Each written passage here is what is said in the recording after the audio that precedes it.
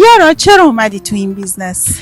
این بیزنس همه چی رو با هم داره. درآمد قانونی، درآمدی که سقف نداره، کلی کامیونیکیشن، ارتباطات، سفر، کلی فان، هیجان. آدم چی میخواد دیگه؟ ژاله شما چرا اومدی تو این بیزنس؟ راستش من تو محیط کاری فعلی خودم به نوعی احساس کردم استقلالم از دست دادم و روز به روز اعتماد به نفسم کمتر میشد و با توجه به بک‌گراندی که داشتم و همچنین آدم مستقلی بودم، این نیاز رو در خودم احساس کردم که باید به نوعی خودم رو احیا کنم. این بیزنس چیزی که برای من جلب توجه کرد همون استقلالش بود، از همه لحاظ، زمان، مکان، مالی.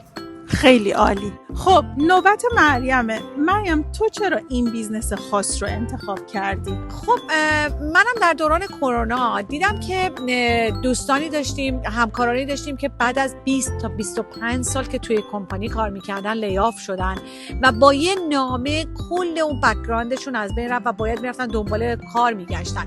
اونجا بود که من فکر کردم که باید یک پلن بی تو جیبم باشه و چه کاری بهتر از این که آنلاین باشه و از هر نقطه دنیا بتونم کار کنم. خب نوبت خودمه.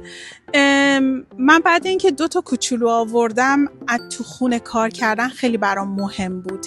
خیلی اپلای کردم که بتونم ریموت کار بکنم که خیلی اتفاقی با یه فرصت بیزنس آنلاین آشنا شدم و این شدش که یعنی که مادر بودم تونستم توی خونه هم مراقب بچه هام باشم، هم درآمدزایی بکنم و کمک همسرم باشم.